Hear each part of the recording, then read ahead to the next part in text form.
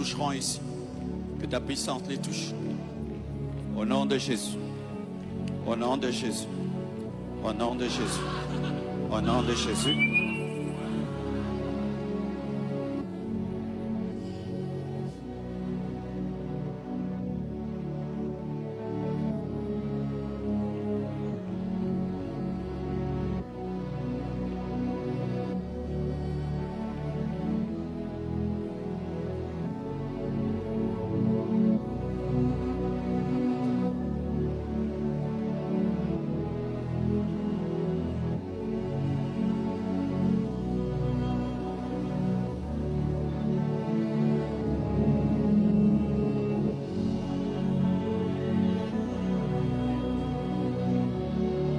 La foi, la foi, la foi, la foi.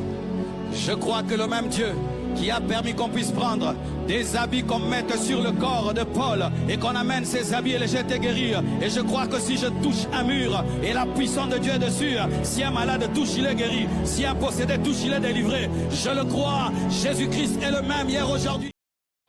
Et shalom à tous nos frères et sœurs, que la paix et la grâce vous soient totalement multipliées et j'espère que vous allez bien. Shalom à sœur Nadia, comment vous allez? Alors, mon frère, shalom à tous, ça va par la grâce de Dieu. Amen. Que le Seigneur soit loué. Nous sommes là une fois de plus pour continuer de répondre à la question qui nous ont été posées. Les caractéristiques des faux prophètes, des faux apôtres, des faux évangélistes, des faux docteurs.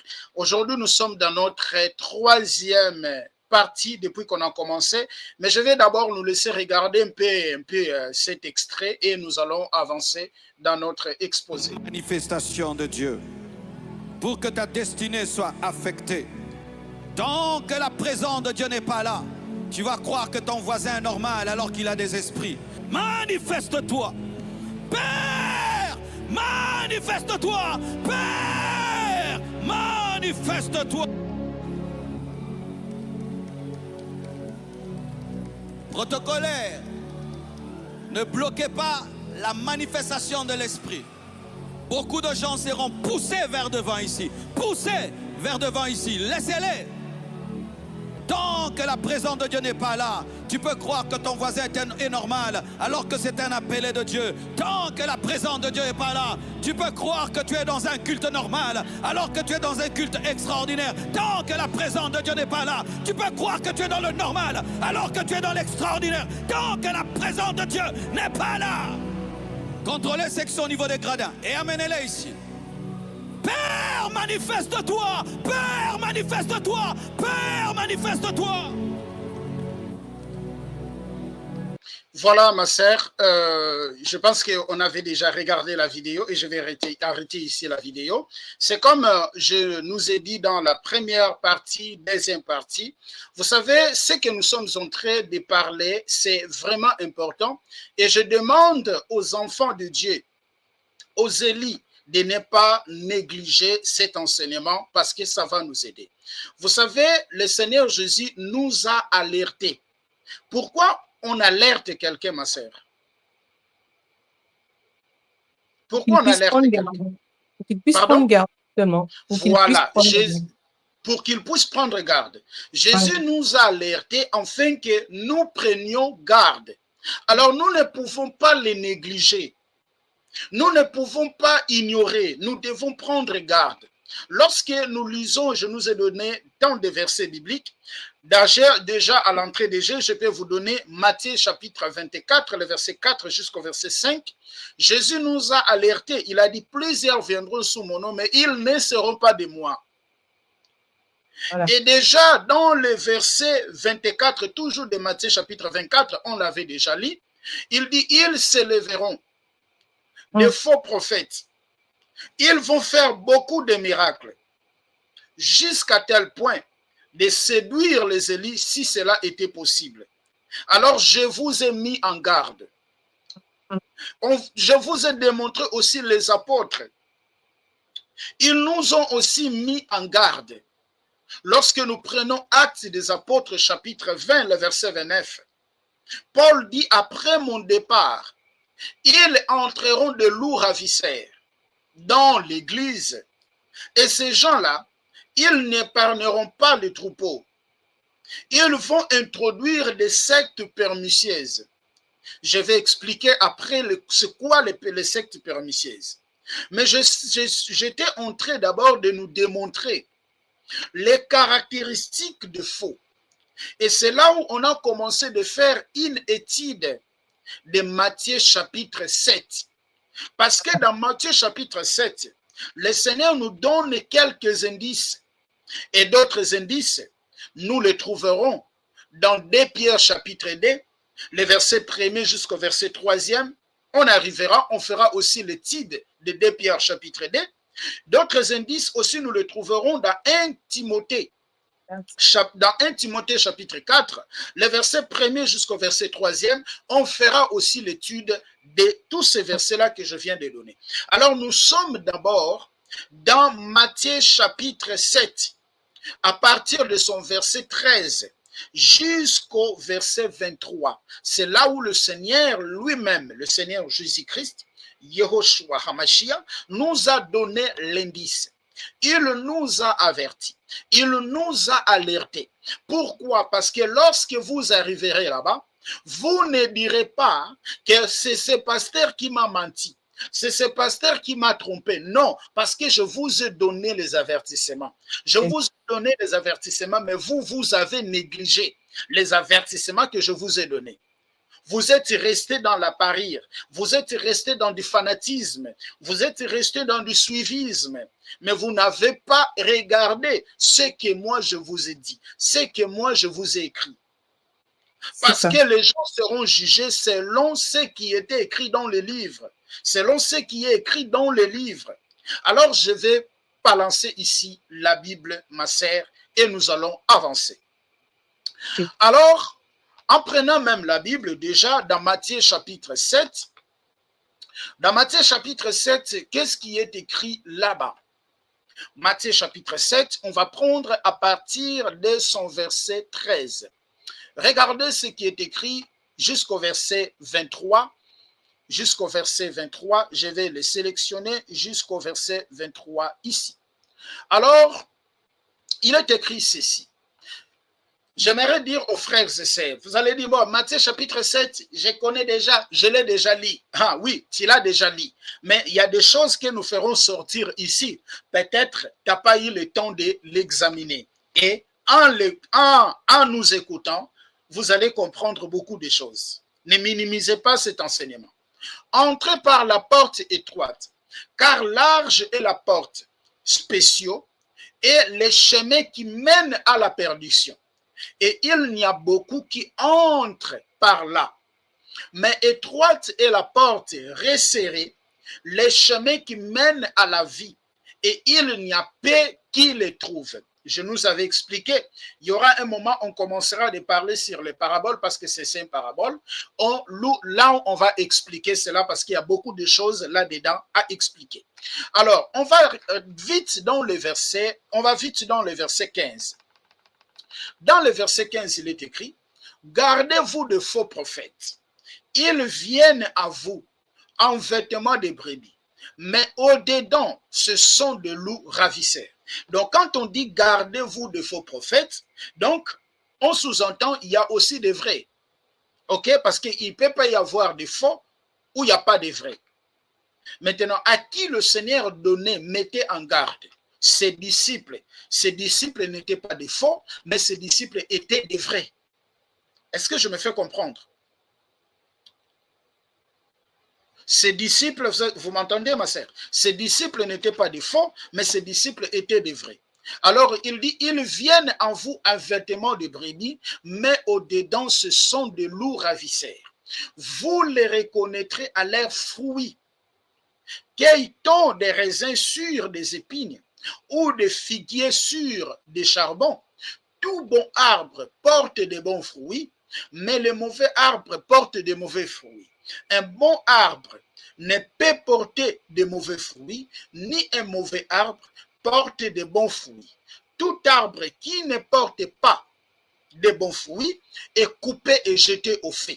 C'est donc à leurs fruits que vous les reconnaîtrez. Premier indice que le Seigneur nous a donné, où nous allons comprendre ou reconnaître les faux, c'est par leurs fruits. Oui. C'est par leurs fruits. Je vais d'abord m'arrêter là-bas avant que je prenne le verset 21, 22 et le verset 23. Le premier indice que le Seigneur nous a donné, qu'on va reconnaître les faux, c'est par leurs fruits. Or, je nous ai parlé que lorsque nous lisons la Bible nous présente des types de fruits. Je ne parle pas des fruits qu'on peut manger, mais je parle des fruits étant les œuvres de la chair et les fruits étant les œuvres de l'esprit. Il y a les fruits étant les œuvres de la chair, qui n'a rien à voir avec l'esprit, et il y a aussi les fruits de l'esprit. Or, ces gens-là, comme ils sont des faux, ils se sont introduits, ils se sont glissés parmi nous, mais ils ne sont pas des nôtres. Ils ne vont pas manifester les fruits de l'esprit. Ils vont manifester en eux les fruits de la chair. C'est par là où j'ai commencé de faire ensemble avec vous aussi une étude de Galates chapitre 5. Parce que là-bas dans Galates chapitre 5, Paul a énuméré les fruits de l'esprit.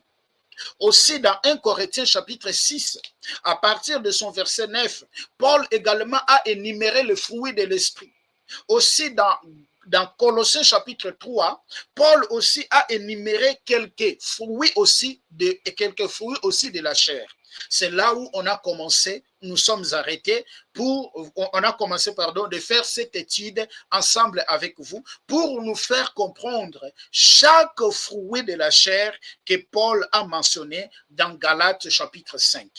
Et nous allons rapidement prendre Galates chapitre 5 parce que l'objectif aujourd'hui de terminer sur les fruits de la chair, ok, et après demain, nous allons maintenant, dans notre quatrième partie, nous allons maintenant commencer d'examiner le verset 21 de Matthieu chapitre 7.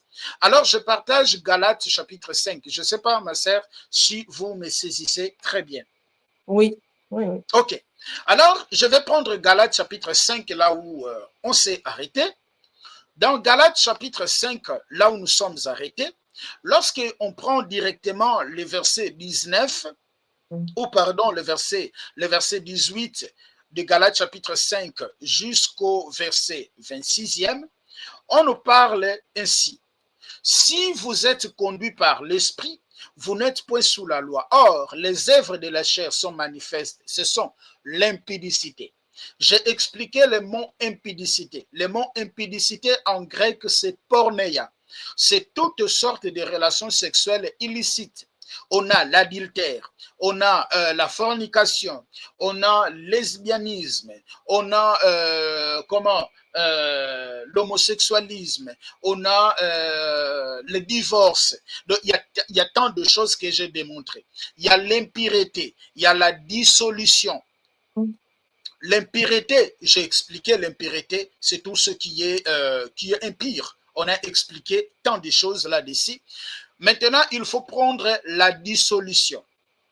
Après la dissolution, nous allons prendre l'idolâtrie, la magie, les inimitiés, les querelles, les jalousies, les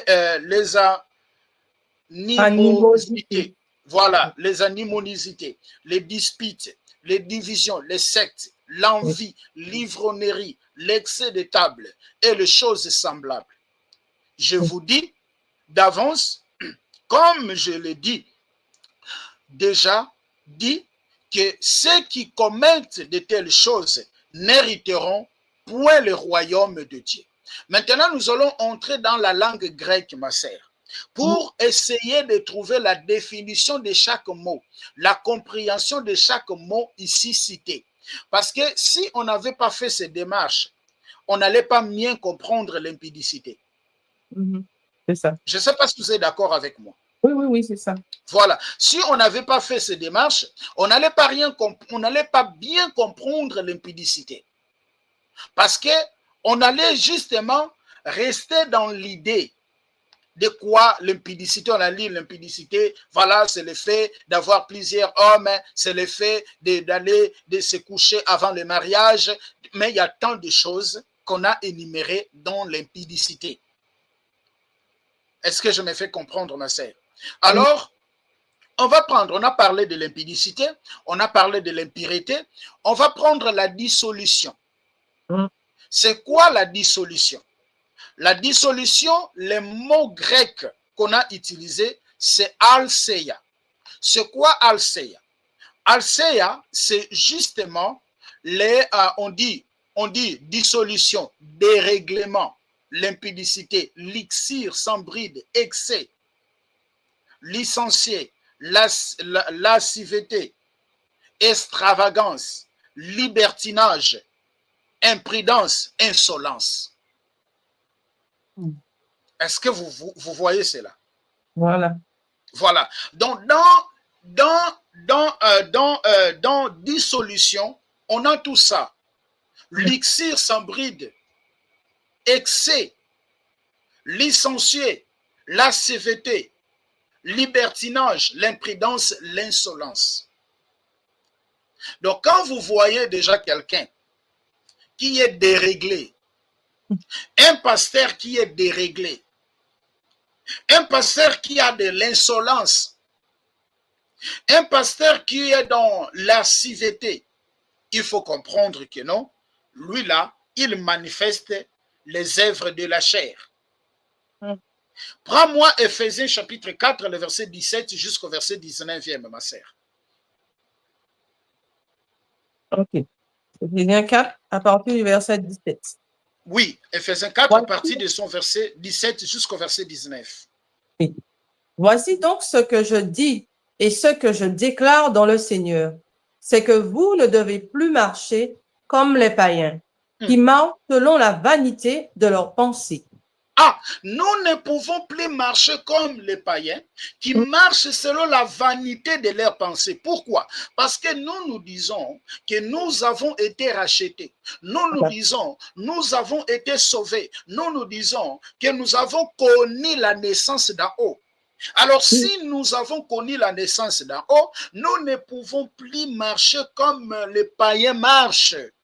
Donc, autrement dit, nous ne pouvons plus faire des choses pareilles aux païens. Pourquoi? Parce que nous sommes la lumière. C'est ça. Du monde. Pourquoi? Parce que nous sommes les sels de la terre. Donc, quand on met un chrétien, on met un pasteur, on met un apôtre, on met un païen, on doit voir la différence. La différence, ce n'est pas le fait de porter la Bible. La différence, ce n'est pas le fait de dire je suis chrétien. Mais dans ton comportement, on doit voir la différence. Pourquoi? Parce que la Bible dit je verrai la différence entre ce qui me sert et ce qui ne me sert pas. Voilà, c'est ça. Malachie chapitre 3, le verset 19. Je verrai la différence entre ce qui me sert et ce qui ne me sert pas. Continue la lecture, ma sœur. Verset 18. Ils ont l'intelligence obscurcie. Ils sont étrangers à la vie de Dieu à cause de l'ignorance qui est en eux, à cause de l'engloutissement de leur cœur. Les païens sont ignorants de la vie de Dieu. Mais toi, tu as la connaissance. Comment tu vives comme les païens? Comment tu fais des choses comme les païens? Les pasteurs entrent dans des boîtes de nuit. Il y a des pasteurs qui vont dans des boîtes de nuit. Tu fais des choses pareilles aux païens. Libertinage, dérèglement, la dissolution. Tu vois la dissolution?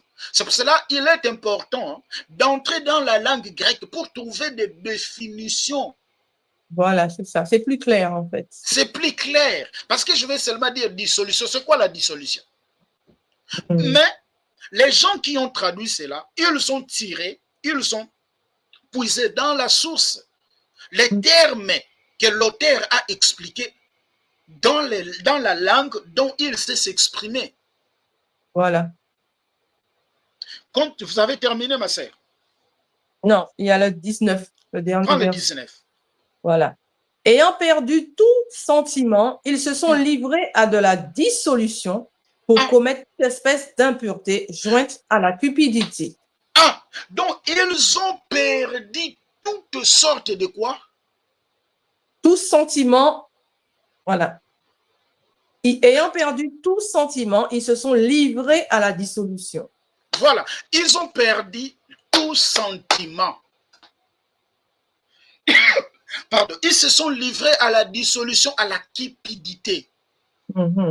Ils ont tout perdu. Ils ont tout perdu. Mais toi, tu es le serviteur de Dieu. Tu es un pasteur. Comment on te voit dans des boîtes de nuit? Tu es un pasteur. Mais comment on te voit dans des hôtels avec les serfs de l'église? Tu es pasteur. Mais comment tu escroques les gens? Ils chantent comme les païens. Voilà. Donc, ils font des choses comme les païens. La différence, c'est seulement la Bible qu'ils portent. Mais tu es pasteur, mais comment tu es dans extravagance? Tu es pasteur, mais comment tu es dans l'insolence? Tu es dans extravagance. Un pasteur. Quand tu vois un pasteur qui est dans extravagance, dans libertinage, dans dissolution, il faut savoir et que cette personne-là, il faut lui donner 50%, non, il faut lui donner 70% de faux et 30% de vrai. Parce que s'il est vraiment du Seigneur, il va se repentir. Mais s'il n'est pas du Seigneur, alors il va continuer de sa vie là. 1 Pierre chapitre 4, le verset 2 jusqu'au verset 3e. Lisez ça, ma sœur. 1 Pierre 2. 1 Pierre chapitre 4. Ok. Le verset 2 à 3. D'accord. Alors, afin de vivre non plus selon les convoitises des hommes, mais selon la volonté de Dieu, pendant le temps qui lui reste à vivre dans la chair. C'est assez, en effet, d'avoir, dans le temps passé, accompli la volonté des païens en marchant dans la dissolution, les convoitises, l'ivrognerie, les excès du manger et du boire et les idolâtries criminelles. Ah, voilà. Donc, auparavant, dans le passé, on avait accompli la volonté de qui? On marchait comme les païens. Donc, le pasteur qui est d'abord, qui est dans la dissolution, la définition, c'est ça que vous voyez. Qui est dans la l'élixir sans bride, c'est un païen. Ouais. Qui est dans l'extravagance, c'est un païen.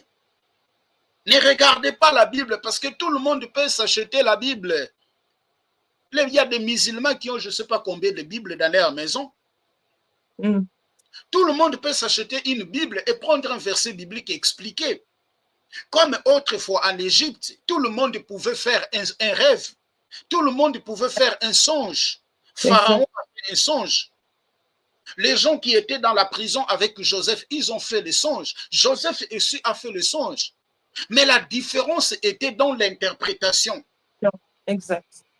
La différence était dans l'interprétation. La vie de Joseph était différente de Pharaon. La vie de Joseph était différente des gens qui étaient dans la prison. Tout le monde peut s'acheter les Bibles. Tout le monde peut s'acheter les Bibles et dormir et se réveiller et se déclarer, voilà, prophète des nations.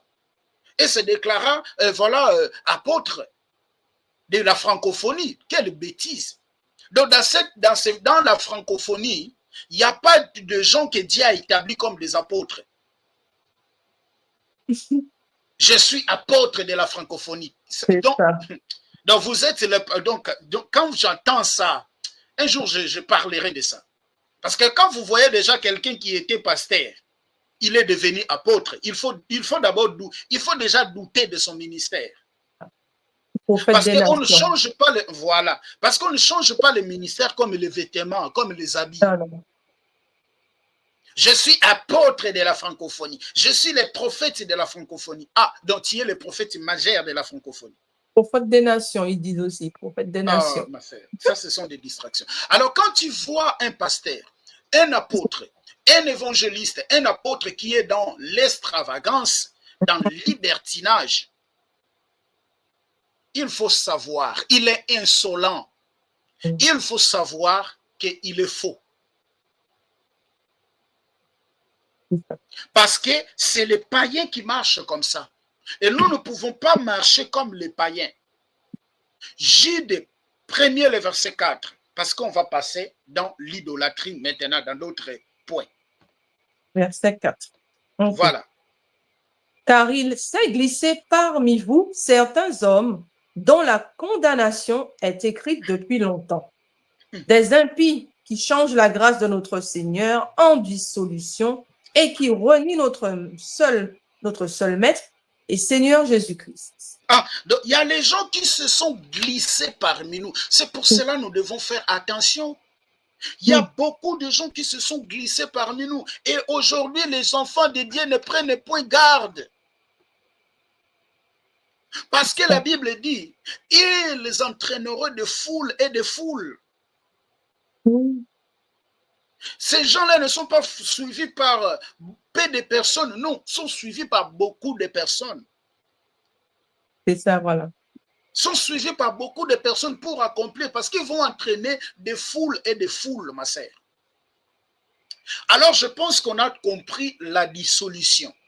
La dissolution, par la définition, c'est l'ixir sans bride, excès, l'insensé, la CVT. Pardon?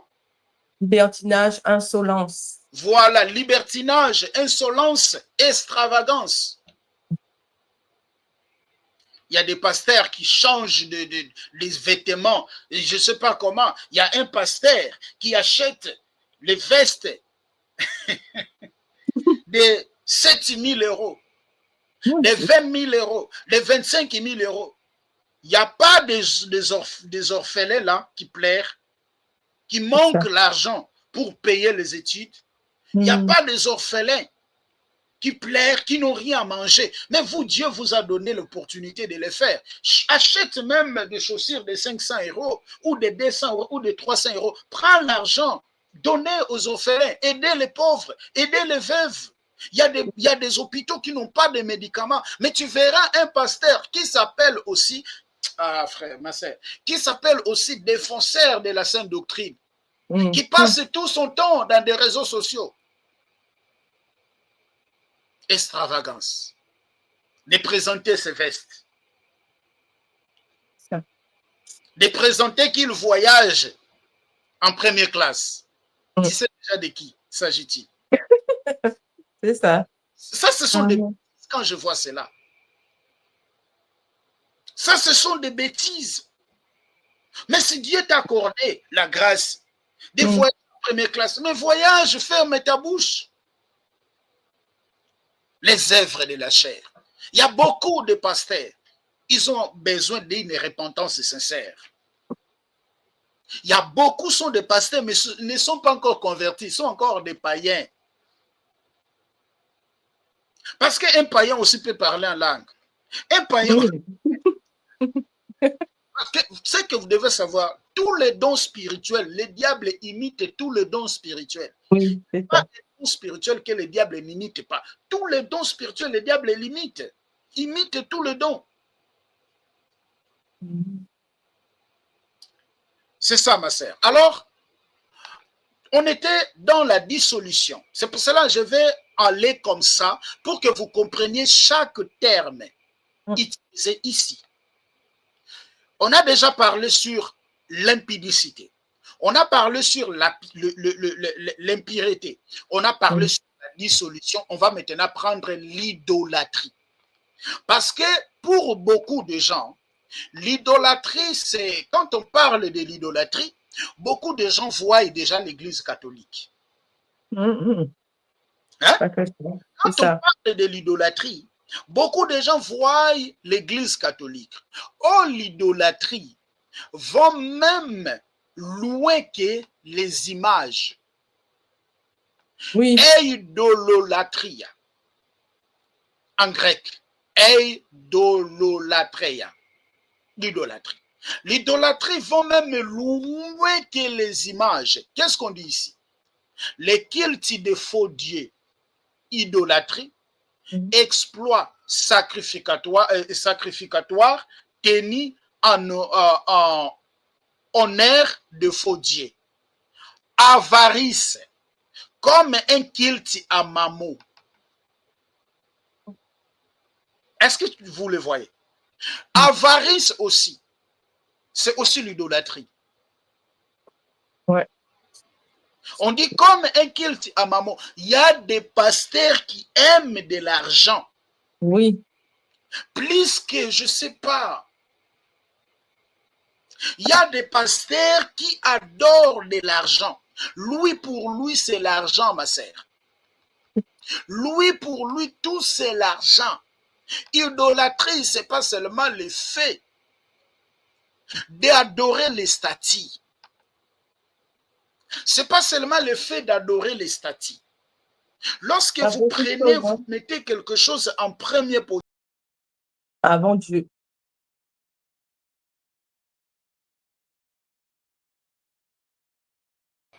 Voilà, avant Dieu. C'est ça l'idolâtre. Il y a des pasteurs qui sont idolâtres.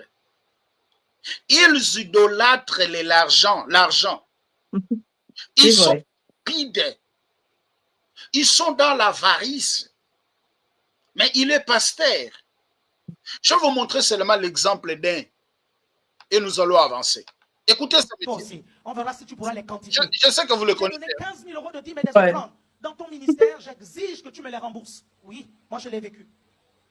Elle m'a dit, j'exige que tu me les rembourses. Je lui ai dit, je ne te rembourse pas. Tu vas te plaindre ailleurs. Mais je ne te rembourse rien du tout. Rien du tout. Déjà parce que quand tu les donnais, tu disais que tu les donnais à Dieu. Donc va demander à Dieu. Et d'ailleurs, si tu veux que je te rembourse, tu me rembourses toutes les prières que je fais sur toi aussi. On verra si tu pourras les quantifier. Est-ce que vous suivez? Donc, la personne va lui dire, donnez-moi mes offrandes que je t'ai données et mes dîmes que je t'ai données. Parce que pourquoi peut-être la personne lui a demandé, il a compris que la dîme n'est plus d'actualité. Voilà. Mais comme ces pasteurs sont dans l'idolâtrie, ils idolâtrent l'argent. Ils ne vont pas accepter que la dîme n'est plus d'actualité. Tu peux beau prêcher, tu peux expliquer. Comme j'avais fait l'enseignement sur la dîme, j'ai démontré que la dîme n'est plus d'actualité. Il y a plus de 11 vidéos sur la dîme. J'ai expliqué là où provient la dîme. J'ai parlé tout, l'histoire, j'ai tout tracé avec des versets bibliques. Tu peux lui démontrer. Lui, il ne va pas croire. Alors, il va dire que non, remets-moi mes prières. Est-ce que Dieu vend des prières? Est-ce que Dieu fait l'échange des prières à l'argent? N'est-ce pas? Il est écrit, vous avez reçu gratuitement et donné aussi gratuitement. Elle s'est calmée. C'était même pas vrai. 15 000 €, n'importe quoi. Elle a donné tout ça, 15 000 €. Voilà. Donc, ces gens sont dans la cupidité. Ces gens sont dans la cupidité. Ce sont les gens qui aiment l'argent, qui adorent l'argent. Ils ont pour Dieu leur ventre. Exact. Colossiens chapitre 3, le verset 5. Joli. Vous lisez ça, ma sœur. Colossiens chapitre 3, le verset 5. Alors, Colossiens 3. Le verset 5. Ok. Faites donc mourir les membres qui sont sur la terre, l'impudicité, l'impureté, les passions, les mauvais désirs et la cupidité qui est une idolâtrie. Ah, ils nous ont dit, faites donc mourir vos membres qui sont sur la terre, l'impudicité, l'impureté, les passions, les mauvais désirs et la cupidité qui est une idolâtrie. Donc la cupidité, c'est une idolâtrie. L'idolâtrie, ce n'est pas seulement les images. Il y a beaucoup de pasteurs qui sont idolâtres. Ils aiment l'argent. Tu verras que celui qui donne l'argent dans l'église, c'est lui qui est le bien-aimé du pasteur. Mais celui qui ne donne pas l'argent à l'église, qui ne contribue pas, il n'est pas le bien-aimé du pasteur. Voilà. Moi, je sais ça. Moi aussi. Moi aussi. Celui qui ne contribue pas, celui qui n'a jamais donné. Le pasteur n'a pas besoin de connaître son adresse. Hein. Le pasteur n'a pas besoin de connaître son adresse. Hein. Le pasteur n'a pas besoin d'avoir son numéro. Hein. Mais celui qui donne l'argent, c'est lui-là que le pasteur va faire le suivi spirituel. Mais pourquoi tu ne fais pas le suivi spirituel aussi aux autres? On ne t'a pas établi pasteur pour prendre le soin des brebis. Mais comme il donne, il va beaucoup prier pour cette personne-là. Moi, je connais un pasteur. Lorsque les gens venaient, il a une église, une grande église. Lorsque les gens venaient lui chercher, il le demandait d'abord, demande à la sœur, elle travaille où? Ou demande au frère, elle travaille où? Ça c'est des codes déjà qu'il avait donné. Si tu dis que tu ne fais rien, il va te donner un rendez-vous, toi.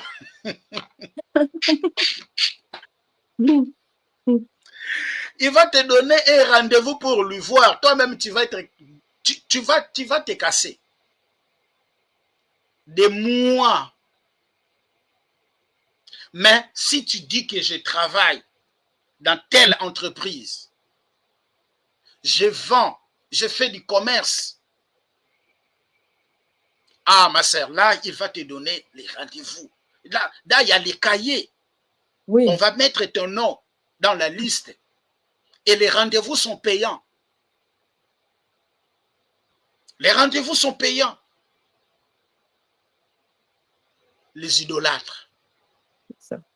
Ça, ce ne sont pas les hommes de Dieu. Ce sont les gens, d'après Gide 1,4, ce sont les gens qui se sont glissés parmi nous. Ils ont acheté des Bibles. Ils sont appelés des pasteurs. Ils sont appelés des apôtres. Ils sont appelés des prophètes. Comme aussi les enfants de Dieu ne veulent pas lire leur Bible, ne veulent pas suivre les enseignements, sont dans l'ignorance. Ils vont écouter n'importe qui. Alors, à cause de cela, ils se sont égarés eux-mêmes. 1 Timothée chapitre 6.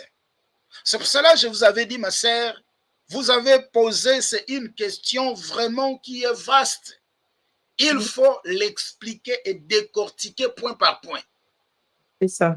Parce que ce sont des choses qui dérangent aujourd'hui l'Église. Et les enfants de Dieu sont dans l'aveuglement. Ils ne savent plus qu'est-ce qui suivre. Ils ne savent plus où aller. Combien de personnes qui m'appellent, frère, je ne vois pas l'église où je peux aller prier. Je dis seulement, ma sœur, nous sommes dans le moment où la Bible dit que la parole sera rare. Ah, voilà. Nous sommes dans le moment où la Bible dit que la parole sera rare. C'est ça que nous voyons aujourd'hui. Il y a beaucoup d'églises, il y a beaucoup de pasteurs, mais la parole est rare. Parce qu'aujourd'hui, on a plus des influenceurs dans l'église que des prédicateurs. Est-ce que tu le sais? Je vais expliquer. Aujourd'hui, on a plus des influenceurs dans l'église que les prédicateurs. L'influenceur, c'est celui qui présente les choses de la terre. Parce que sur la croix, quand Jésus était crucifié, il y avait deux brigands. Il y avait un qui cherchait que Jésus lui délivre pour qu'il reste sur la terre. Ok? Il y a un qui cherchait que Jésus le délivre pour qu'il puisse aller en haut.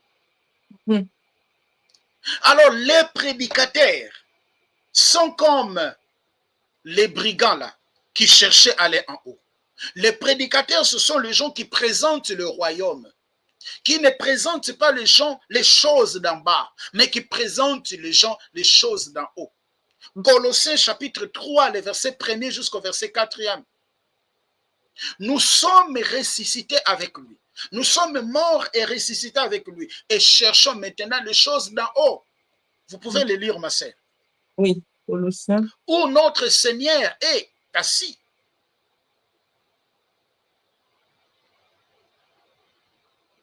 Colossiens 3, le verset 1er, jusqu'au verset même 2e, pour ne pas beaucoup lire.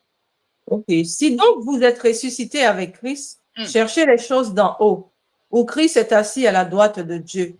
Affectionnez-vous aux choses d'en haut et non à celles qui sont sur la terre. Si vous êtes ressuscité avec Christ réellement, cherchez les choses d'en haut. Affectionnez-vous aux choses d'en haut. Pas des choses qui sont sur la terre. Mais les influenceurs n'amènent pas les gens à s'affectionner aux choses d'en haut. Mais ils amènent les gens à s'affectionner aux choses d'en bas. Voilà. Pourquoi? Ce ne sont pas des pasteurs. Ils sont beaucoup. Ce ne sont pas des pasteurs, ce sont des influenceurs. Un jour, on aura un thème, ma sœur. La différence entre influenceur et un pasteur. Il y a beaucoup de choses à dire là-dessus. Beaucoup sont des influenceurs, ne sont pas des pasteurs. Ils ont seulement porté les titres. Parce que tout le monde peut prêcher. Alors, cette équipidité, l'idolâtrie, les prédicateurs des mammons, et cela les a conduits, ma sœur, dans l'égarement. 1 Timothée chapitre 6 à partir de son verset 9. La Bible dit ceci. Mais ceux qui veulent, parce que, non, je vais d'abord commencer par le verset 5. C'est en effet une grande source de gain qu'est la piété avec les contentements. Vous savez que la religion là, la Bible est là. C'est une source de plusieurs gains. Hein? Vous pouvez s'en faire de l'argent avec la Bible. Vous pouvez s'en faire de l'argent. Vous pouvez s'enrichir. Justement avec le nom de pasteur, vous achetez la Bible de 2 €. Vous le commandez à Amazon, je ne sais pas où. Et vous pouvez devenir riche. Parce que la religion est la source de plusieurs gains. Imaginez, vous avez 10 membres, ma sœur, qui vous ramènent de leur dîme. Chaque mois, vous aurez l'argent plus que les membres. Vous avez 20 membres, 30 membres, 40 membres, 50 membres qui sont fidèles, qui vous ramènent des dîmes. Ma sœur, chaque mois, vous aurez l'argent plus que les gens qui vous ont donné. Plus que les gens qui vous ont donné. Vous ferez des choses plus que les gens qui vous ont donné. Pourquoi? Parce que vous réunissez ce que les gens donnent. Voilà. Et ils doivent encore te donner. Et eux-mêmes qui reçoivent, ils ne payent pas l'impôt au gouvernement. Mais les gens qui vont vous donner la dîme, ils vont encore donner l'impôt. Ouais. Donc vous bénéficiez plus que les gens. C'est pour cela. Les enfants des gens qui payent les dîmes étudient dans des écoles de misère. Mais les enfants de gens qui reçoivent la dîme, ils sont dans des grandes écoles. La santé des gens qui donnent la dîme, ce sont des santé médiocres. Mais regarde la santé des gens qui reçoivent la dîme. La maison des gens qui donnent la dîme, sans condition. Regarde les gens qui reçoivent la dîme.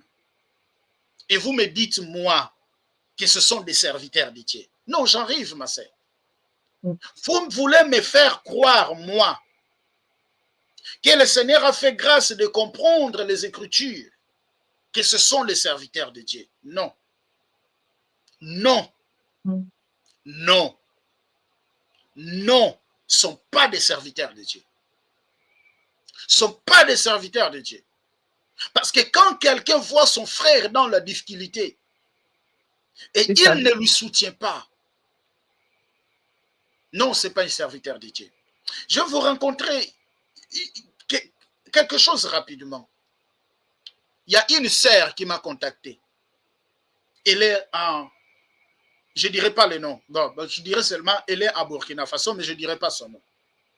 Elle m'a expliqué sa situation. J'ai senti quelque chose, j'ai senti une douleur. Et directement, j'ai commencé à dire, mais où est-ce que je peux trouver même un petit rien pour soutenir la sœur là. Mais elle ne m'a pas demandé. Elle ne m'a pas demandé. Elle ne m'a pas demandé. Elle ne m'a pas dit que j'ai besoin de ça. Mais son histoire seulement. Et elle a demandé seulement que je puisse la soutenir dans les prières. Elle était une musulmane. Elle s'est convertie en Christ. Ça m'a... Donc, elle ne m'a rien dit, en fait, de me demander. Mais moi-même, je commençais à réfléchir. Ça m'a touché. Voilà. Mais il y a des serviteurs de Dieu qui savent même les situations de ces fidèles. Et ils ont l'argent. Ils ne font rien. C'est ça. Ils veulent encore que ces gens-là aillent vendre. Ils veulent encore que ces gens-là aillent travailler et les ramener la dîme. Pourquoi? Il est serviteur de Dieu. Donc l'autre, c'est le serviteur du diable. Vraiment. L'autre, c'est le serviteur du diable. Alors, la Bible dit, 1 Timothée chapitre 6, là où j'étais, c'est en effet une grande source de gain la piété. Car nous n'avons rien apporté dans le monde. Et il est évident que nous ne pouvons rien importer.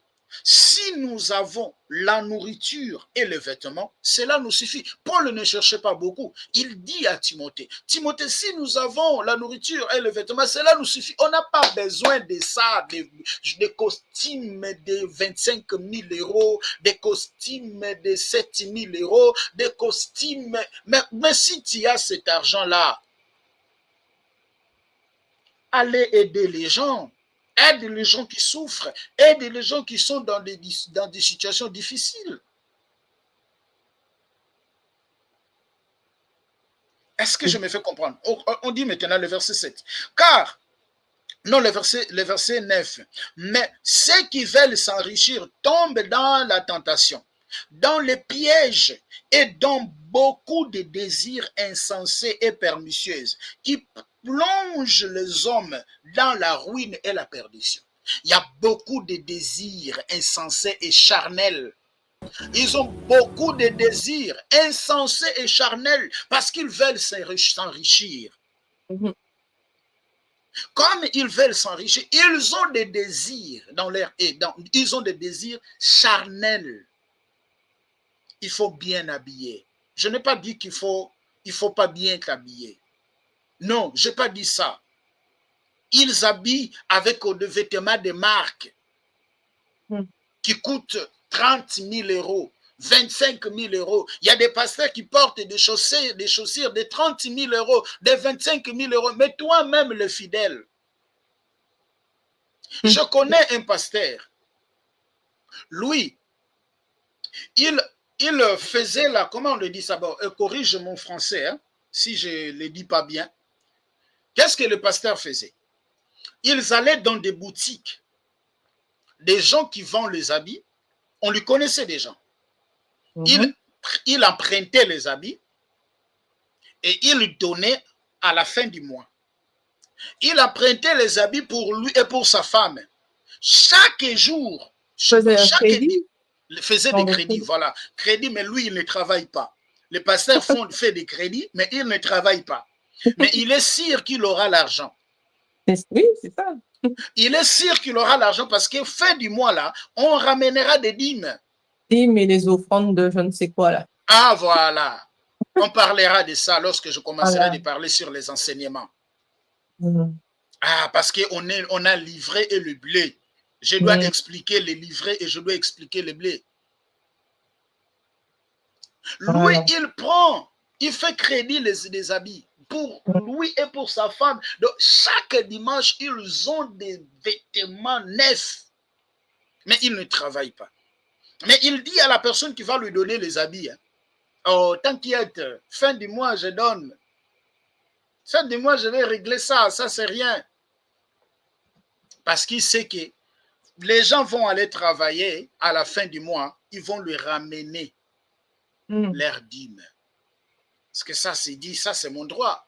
C'est mon droit. Je peux faire tout ce que je veux, c'est mon droit. Faux pasteur. Alors, à cause de ça, ils se sont plongés dans la ruine et dans la perdition. Et il y a des désirs charnels en eux. Les versets disent toujours de 1 Timothée chapitre 6, car l'amour de l'argent est une racine de tous les maux. Et quelques-uns, en étant possédés, ils sont possédés, se sont égarés loin de la foi. Quelle foi? La véritable parole. Exactement. Et se sont jetés eux-mêmes dans les biens tourments.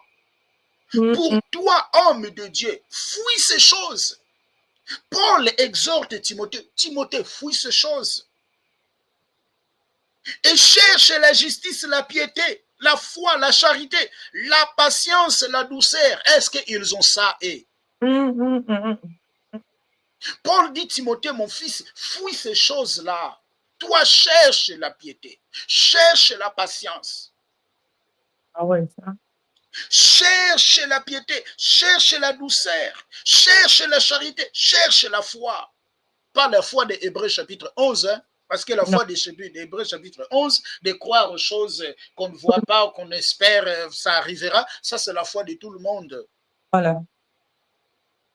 Est-ce que je me fais comprendre, ma sœur? Ils sont dans l'idolâtrie. C'est écrit dans la Bible. Hein? Pardon? C'est écrit clairement dans la Bible, je ne comprends pas. Bon. Ben oui, mais parce que c'est pour cela que je dis, ils les lisent, mais ils ne veulent pas aller au fond, en fait. Voilà. Parce que si tu vas au fond, tu vas comprendre. La magie, on va prendre maintenant la magie. Okay.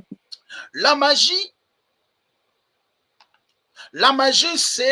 c'est pharmakeia. Donc, pharmakeia signifie quoi la magie? C'est pharmakeia signifie quoi? Signifie enchantement, la magie, l'utilisation ou administration de drogue. Ok? C'est ça. Hein? Parce que vous le lisez en français, on l'a traduit en français. Mais lorsque vous allez dans la langue grecque, la langue originale, vous trouverez vraiment l'essence. Je ne dis pas que l'essence qu'on a donnée en français, elle est mauvaise, non. Mais ils ont trouvé une expression pour que les gens comprennent. Mais lorsque vous rentrez dans le détail, il y a beaucoup de choses. C'est plus large, en fait. C'est plus large. Voilà. C'est plus large. L'utilisation ou administration de drogue. Combien de pasteurs qui se droguent? Empoisonnement. Intoxication. Combien de pasteurs qui empoisonnent ces pasteurs? J'avais reçu un pasteur ici que je fais connaissance. Il a été empoisonné 2 fois. Ou dans l'église. Oui. Il a été empoisonné 2 fois dans l'église, mais le Seigneur lui a fait grâce d'être sauvé de ce poison-là. Pardon, Seigneur, je ne partage pas. Je dois partager. Vous allez voir. Voilà, c'est ça. La magie. La magie, le mot utilisé, la magie, c'est pharmakeia. C'est ça que je viens de dire là. OK? Qui est traduit l'utilisation et administration de drogue. Il y a des pasteurs qui se droguent. Tu es là, il est sur la chair, il est en train de prêcher, il est en train de transpirer. Vous allez croire, vous allez penser que c'est le Saint-Esprit. Il est sous drogue. Oh là là. Là, il est sous drogue. Il y a un pasteur. Moi, je connais beaucoup de choses. Hein, bon, il faut balancer des vidéos. Il y a un pasteur. Il était en train de prêcher. Il était en train de prêcher. Il est aussi un apôtre. En train de prêcher, onction, ma sœur. Les gens pleuraient. Or, il avait pris des whisky avant qu'il vienne à l'église. Oui, il y en a qui boivent avant. Oui, ça, oui, mais dans ses poches, vous savez comme Dieu fait humilier les gens. Dans ses poches, il avait aussi des whisky dans ses poches. Et qu'est-ce qu'il faisait maintenant? Comme il prêchait, il transpirait. Il a mis ses mains dans la peau, dans ses poches pour prendre le mouchoir. Les paquets de whisky là sont tombés. Mais les whisky chez vous, c'est quoi les paquets? Parce que chez nous, il y a les paquets de whisky de 500 grammes. C'est quoi? C'est des cigarettes ou des... Non, le whisky là, le whisky qu'on peut aussi dans... Parce qu'il y a des bouteilles, Non, ok. il y a aussi des paquets. Ah, je savais pas. Ok, Il d'accord. y a aussi, chez nous, Voilà. il y a les paquets de whisky, il y a aussi les bouteilles de whisky. Ok. Alors, pendant qu'il prêchait, les whisky sont tombés. Les paquets de whisky sont tombés. Et, ma sœur, le pasteur va changer le langage. Il a dit non, je souffre de l'hémorroïde. C'est pour cela, les médecins m'ont dit de commencer de prendre le whisky avec des tétrasclines. Tétrascline chez nous, c'est un médicament pour le maux de ventre en fait. Mais c'est un pasteur. C'est un apôtre. Quand il prêche, ma sœur, l'onction, il y a des mamans qui plairaient.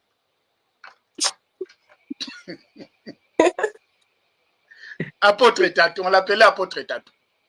Il y a des mamans qui plairaient, bon, s'il va me suivre, qu'il se répand, mais Dieu lui a frappé. Parce qu'avant que je puisse quitter, je lui avais dit, apôtre, ce que tu fais là, Dieu ne veut pas ça. Dieu ne veut pas ça, ce que tu fais là. Répands-toi. Mais après mon départ, Dieu lui a frappé. Il est devenu, il a fait AVC et les yeux, il ne voit plus bien. Oh. Ah ben oui, Dieu lui a frappé. Il y a un temps de Dieu, hein? Dieu laisse un temps de se repentir. Il avait des whisky dans ses poches. Empoisonnement. Combien de pasteurs qui empoisonnent de ses frères pasteurs? Dans l'église, on te met un poison. Qui a fait ça? C'est les pasteurs. Intoxication. Combien de pasteurs sont en ça? Sorcellerie. Art magique. Souvent trouvé en relation avec l'idolâtrie et stimulé par elle. Combien de gens sont dans l'art magique? Combien de gens ont touché la magie? Combien de pasteurs? Beaucoup, hein? Combien? Ça, ce sont les œuvres de la chair. C'est juste pour démontrer qu'ils se sont glissés parmi nous, mais ils ne sont pas de nous. Et moi-même, là, dans ce thème-là, je vais parler beaucoup de choses. Dans ce thème-là des caractéristiques des faux prophètes, je vais parler beaucoup de choses. Je vais expliquer beaucoup de choses. C'est pour cela que je dis, je ne serai pas pressé. Je ne serai pas pressé. J'entrerai dans la langue grecque pour donner des définitions. Pas la définition de ChatGPT, pas la définition de Google, non. Vraiment. Mais de la langue où les mots ont été dits. Parce que quand ils ont parlé cela, ils ont compris les mots, les expressions selon leur langue, dans leur langue. Et ils ont pris garde. Est-ce que je me fais comprendre, ma sœur? Oui. C'est ça. Donc, il y a des choses qui se passent aujourd'hui dans nos églises, ma sœur. Si on t'explique, si on te dit, tu seras attristé. C'est pour cela que beaucoup de gens ont le dégoût même d'aller à l'église. Parce que les pasteurs prêchent, mais derrière, ils font beaucoup de choses. Mais c'est pour ça que la vie des uns et des autres ne change pas. S'ils ils imposent leur main sur les gens, donc c'est... Ah, moi, il y a des transferts. Il y a des pasteurs qui font, chez nous, on appelle ça kishiki, là, ça veut, je ne sais pas, en français, une espèce d'une association. Je vais vous expliquer, vous allez comprendre. Une espèce d'une association. Chaque mois, on va mettre une somme d'argent. Une somme d'argent. Supposons 200 € par mois. Et on est 10 personnes, par exemple. Et chaque mois, il y a une personne qui va sortir. Il y a une personne qui va prendre les 200 € de 10 personnes, celui qui va manger. Et l'autre mois aussi, une personne qui va prendre celui qui va manger. Et il y a aussi des gens maintenant qui le font, il y a des pasteurs qui le font chaque dimanche. Parce que chaque dimanche, il sait qu'il aura des offrandes. Alors, il va aller donner sa contribution et il y aura les dimanches que lui aussi, il va prendre. J'ai oublié les termes en français. Mais C'est on va. c'est des récoltes d'argent, comme s'il y a ça s'appelle des sous-sous chez nous. Ouais, voilà, c'est ça. Ça. C'est des C'est rassemblements d'argent qu'à chaque fois, Voilà, c'est ça. autre, c'est compris. C'est Voilà. ça. Ça s'appelle comme Donc, ça chez nous. Donc, comme je dis que nos vidéos ne vont pas prendre plus d'une heure du temps, on va mettre point, virgule ici et que le Seigneur bénisse tout le monde qui nous ont suivis et notre rendez-vous est pris dans notre prochain numéro et soyez tous bénis. Merci, ma sœur Nikki. Likez la vidéo si elle vous plaît, et si vous êtes nouveau sur la chaîne, n'oubliez pas de vous abonner et d'activer la cloche de notification afin de ne rater aucune de nos vidéos.